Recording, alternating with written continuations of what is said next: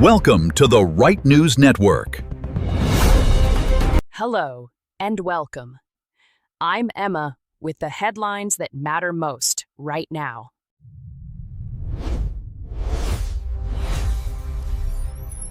The Trump administration has firmly rejected a new Iranian peace proposal, marking another critical moment in stalled Middle East negotiations. The stakes couldn't be higher, as both sides dig in over fundamental demands. Our Middle East correspondent Layla Nazari has this. Layla? Well, Emma, Iran submitted a 14-point response to U.S. proposals, but Trump came out almost immediately and said it's unacceptable. He told Israeli media that Tehran hasn't paid a big enough price yet. What's interesting is we're seeing real daylight here between what each side says it needs to make a deal work. So where does Iran think this goes from here? Look, Iranian officials are essentially saying to Washington, pick your poison. They're telling the U.S. it's either an impossible military operation or accept what they're calling a bad deal. I mean, that's pretty confrontational language. But honestly, that tells you how frustrated Tehran is after months of talks going nowhere since that April ceasefire kicked in. Layla, appreciate it.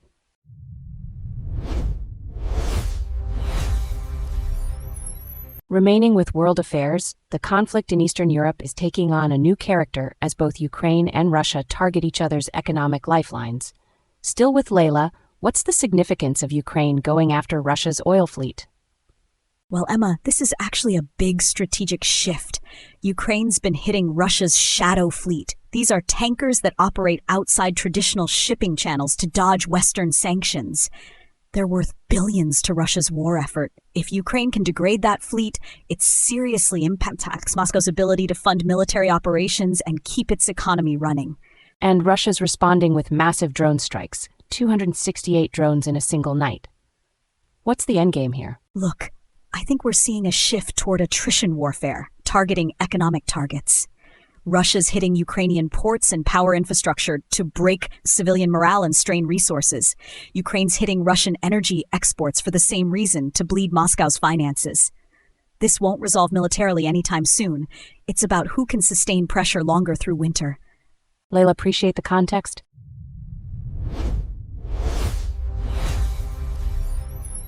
Also on the world front, the Trump administration is preparing to withdraw far more than the 5,000 American troops already announced from Germany, a move that has alarmed key NATO allies concerned about security commitments. Congressional leaders from both parties warn the pullout risks undermining deterrence against Russia, just as tensions remain elevated across Europe. Trump indicated the reductions could extend to other allied nations, including Spain and Italy.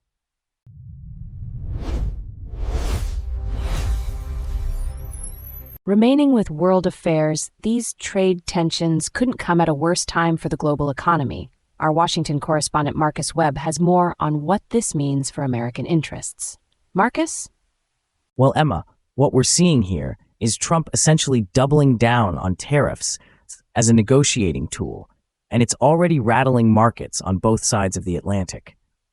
The EU's essentially saying they won't be pushed around. But here's the thing.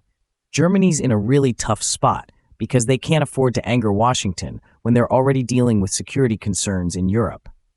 Is there any sign that either side is actually willing to back down from this standoff?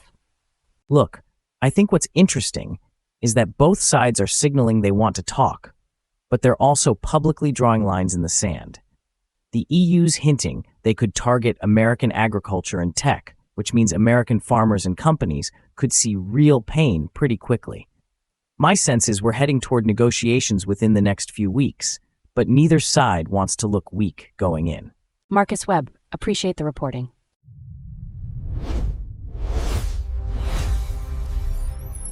Tensions are escalating around one of the world's most critical shipping routes. President Trump says the U.S. will start guiding ships through the Strait of Hormuz on Monday morning, after vessels became stranded there.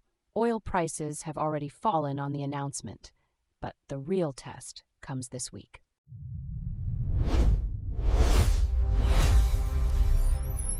Britain is moving closer to Brussels on Ukraine support. Sir Keir Starmer begins talks this week to join a massive EU loan scheme worth nearly €80 billion.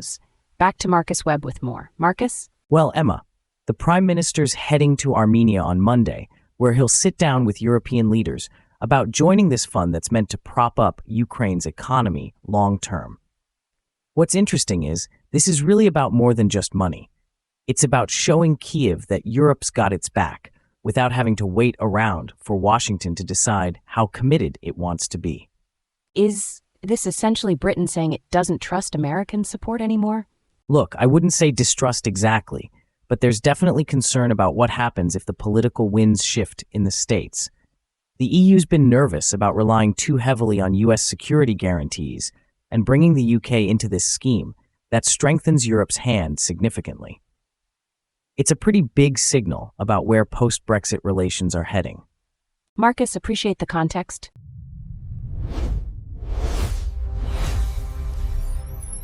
Investigative researchers say Israel is expanding its territory in Gaza despite a ceasefire agreement, while simultaneously extending the detention of humanitarian activists. Forensic Architecture has analyzed satellite imagery showing what it describes as permanent infrastructure construction in Gazan territory. Watch for international pressure building on Israel to explain both the territorial expansion and the treatment of detainees.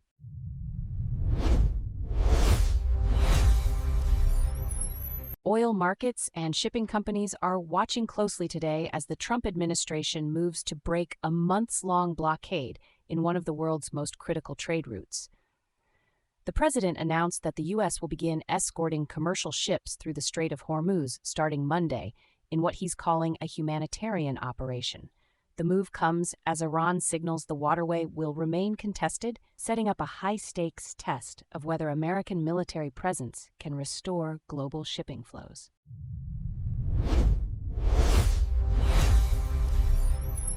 Oil markets are watching a major shift in global energy politics after a key member dramatically left the cartel. OPEC Plus announced today it will increase production by 188,000 barrels per day, but experts say the move won't significantly impact global supplies and reveals deep fractures within the group. The question now, will other members follow the UAE's lead and abandon the organization?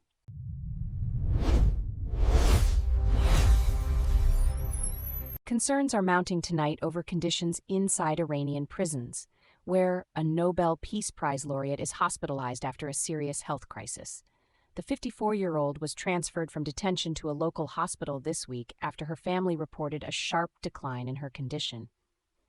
Separately, a British couple held in the same prison say they fear for their lives following recent inmate executions and violent clashes.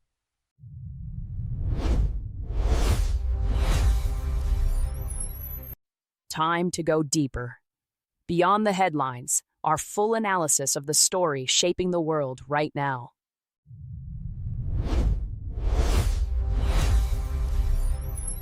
Iran has submitted a 14-point response to the American proposal, and Washington hasn't even formally confirmed its reply. Yet Trump is already calling the whole thing unacceptable. Meanwhile, the Strait of Hormuz, through which a fifth of the world's oil passes, stays shut. Tehran is telling the world that America faces a choice between a military operation they're calling impossible and what they describe as a bad deal. That's not diplomacy. That's a threat. Joining me now are Marcus Webb, our defense and security analyst, and Sophia Reeves, our economics and markets editor. Marcus, let me start with you. Is Trump's approach of maintaining the blockade and publicly dismissing Iran's proposals the right strategy, or is he boxing himself into a corner with no exit? Thanks, Emma.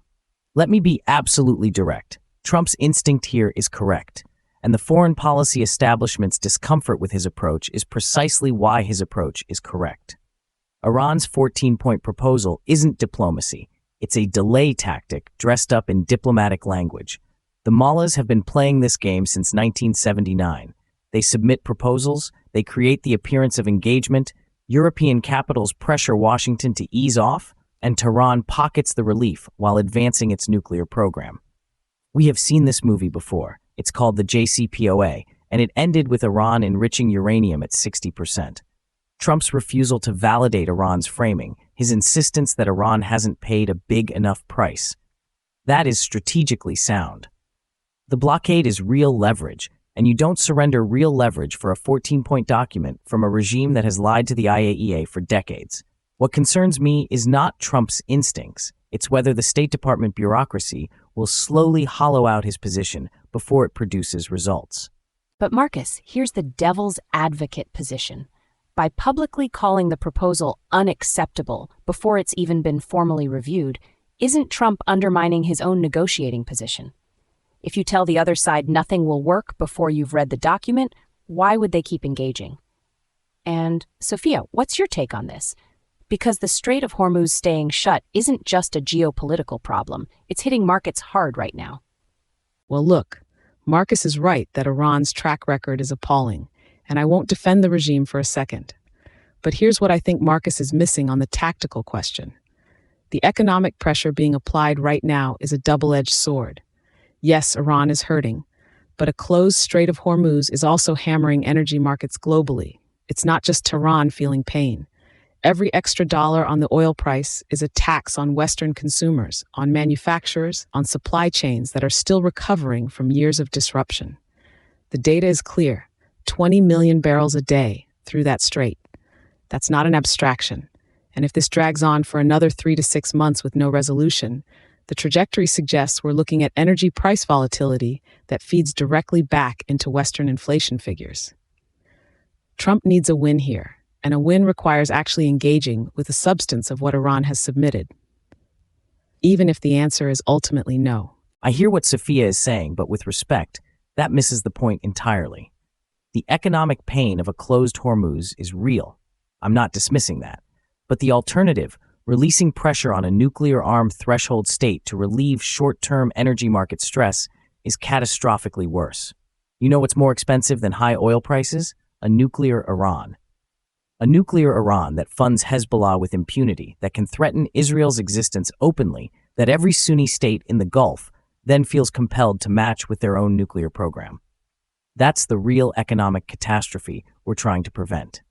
Short-term pain for long-term strategic stability is not just acceptable, it's necessary. And frankly, if Western European governments are pressuring Washington to ease off because their voters are annoyed about petrol prices, that tells you everything about European strategic seriousness. Which is to say, there is none. Here's what I want to know, because this is the question that actually matters in the next 6 months. Tehran says America faces a choice between an impossible military operation and a bad deal. If that framing takes hold internationally, does the U.S. lose the narrative even if it wins the pressure campaign? Sophia, where do you see this going? The way I see this playing out, the critical variable is European capitals. If France, Germany, and the UK break ranks, and history suggests they will, and start offering Iran a diplomatic off-ramp that bypasses Washington, the trajectory suggests America's leverage gets diluted before it produces a substantive agreement. Iran knows this. That's why the 14-point proposal exists, not to make a deal with Trump, but to make Trump look unreasonable to Brussels and London. The real risk here is that the U.S. wins the pressure game, but loses the coalition game, and ends up isolated on Iran policy just as it was after the 2018 JCPOA withdrawal. If that happens, the blockade becomes politically unsustainable within 6 months. Here's what concerns me most, and it's something neither the media nor the markets are properly pricing in. Israel is watching this negotiation in real time, and Israel's calculus is existential, not diplomatic. If Iran uses the 14-point process to run out the clock, if enrichment continues behind the diplomatic smokescreen, and if the U.S. gets dragged into a protracted negotiation that produces nothing, the risk is that Israel acts unilaterally. And when Israel acts, the U.S. gets drawn in regardless of what Trump wants. The trajectory there doesn't end with slightly higher petrol prices. It ends with a regional war that nobody in Washington has actually prepared for. That is the scenario that should be keeping people awake at night. Gentlemen, and I use that term loosely given what just happened, powerful stuff from both of you. Marcus Webb, Sophia Reeves, thank you. One thing's for certain, somewhere in Tehran tonight, someone is hoping the West's attention span runs out before America's oil reserves do.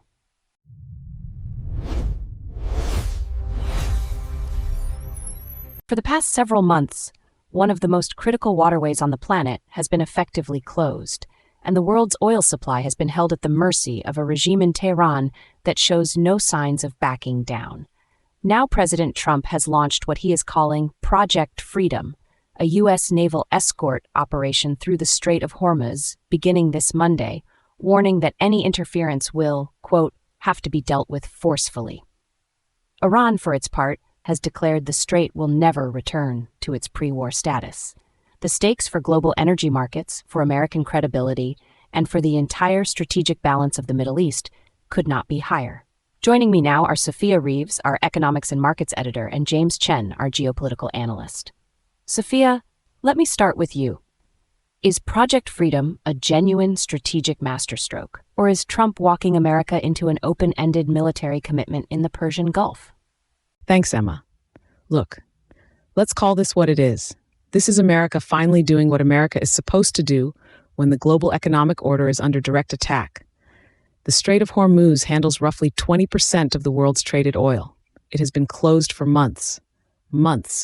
And the response from the institutional foreign policy class, from the Brussels bureaucrats, from the Canberra mandarins, has been hand-wringing and diplomatic memos. Trump has looked at that situation and said, the United States Navy exists for precisely this moment.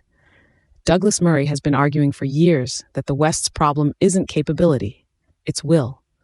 Well, here is will in action, with warships attached. The 1987 Operation Earnest Will proved that American naval escorts can restore freedom of navigation. Iran blinked then, and the economic pressure on Tehran right now is arguably even more severe than it was in the 1980s. My concern, Emma, and I'll be direct about this, is that Trump needs to make absolutely certain the rules of engagement are tight, the mission is clearly defined, and there is no ambiguity about what the United States will do if Iran interferes. Because ambiguity is what gets sailors killed. But, Sophia, isn't there a risk that by launching a military escort operation while simultaneously saying very positive discussions are happening with Tehran, Trump is actually muddying his own message? Is this coherent strategy, or is it two contradictory signals running at the same time? And James, what's your take on this? Well, look, here's what I think Sophia is missing. The dual-track approach isn't confusion, it's classic coercive diplomacy, and it has a reasonable historical track record. You project strength to make the diplomatic option more attractive. That's not mixed messaging, that's leverage. Where I get nervous, and this is the economist in me speaking, is the operational specifics. We're talking about a waterway where Iran has mines, drone swarms, fast attack boats, and a revolutionary guard that doesn't always answer to the same chain of command as the Iranian government that's supposedly having positive discussions with Washington. The CNBC reporting makes clear that vessels have been unable to pass for months. That's not just diplomatic posturing from Tehran. That's physical infrastructure of denial that the IRGC has built up. A naval escort doesn't sweep mines. It doesn't neutralize drone batteries on Iranian coastline. And if one of those escorted tankers gets hit, Trump faces a choice that has no good options: back down and destroy American credibility across the entire region, or escalate into something that was never part of the original political calculation. I hear what James is saying, but with respect, that analysis is precisely the kind of thinking that kept Western navies sitting on their hands for the last several months while the world's oil supply was being held hostage. Yes, Iran has asymmetric capabilities. Yes, there are risks. There are always risks when you stand up to a belligerent regime. The question is whether the risk of action is greater than the risk of continued inaction. And when you're talking about 21 million barrels a day, when you're talking about supply chains that are broken across Asia, across Europe, across economies that have nothing to do with this conflict, the risk of inaction is catastrophic. Trump warned that interference will be dealt with forcefully. That's deterrence. That's the cheapest form of security ever invented. If you don't back that statement up, then you have a credibility crisis. But you back it up, and Iran knows what the United States military can do. And suddenly the calculation in Tehran changes very quickly. Here's what I want to know, because this is the question that keeps me up at night. Iran's parliament has publicly declared the strait will never return to its pre-war state. That's not a negotiating position. That seems like a statement of ideological commitment. James, where do you see this going over the next 6 months? And is there any scenario here that doesn't end badly? The way I see this playing out, there are really three trajectories, and none of them is comfortable. The optimistic read, and it's genuinely possible, is that Iran's economic position is so severely compromised by sanctions and the costs of this conflict that when confronted with American naval escorts and the credible threat of force, they calculate that the cost of confrontation outweighs any domestic political benefit, and the diplomatic track quietly produces a face-saving arrangement. That happened in 1987, and Tehran's economic pain today is arguably worse. But the second trajectory, which I think is actually more probable in the near term, is asymmetric harassment. Mines, drone attacks on commercial vessels near but not directly confronting American warships. The IRGC doing enough to show domestic audiences they haven't surrendered while avoiding direct engagement with the U.S. Navy. That creates a grinding, expensive, escalatory dynamic that nobody has a clean plan for. And the third trajectory, the risk here is real, is that the diplomatic track collapses, the escorts face sustained resistance, and Washington is forced to choose between a humiliating retreat or a military escalation that extends this conflict in ways that are unpredictable and potentially irreversible. Here's what concerns me most. And this is the thing that the financial press keeps dancing around without saying directly. If Project Freedom is launched and it fails, if Iran successfully harasses or attacks an escorted vessel and the United States' response is measured and cautious, the signal that sends to every adversary, not just Tehran, but Beijing watching Taiwan Strait dynamics, not just Iran, but Russia watching Black Sea shipping, that signal is America blinked. The strait being closed for months was already damaging to American credibility as the guarantor of global order. A failed escort operation would be categorically worse, which is why Trump's language about forceful response isn't rhetoric. It's the structural foundation of the entire operation. The moment that language becomes hollow, the entire strategic architecture of deterrence in that region starts to crumble. Sophia Reeves, James Chen, as always, thank you both for a debate that was as heated as the Persian Gulf itself right now. One thing's certain tonight, somewhere in Tehran, someone is watching those American warships move into position and doing some very urgent arithmetic.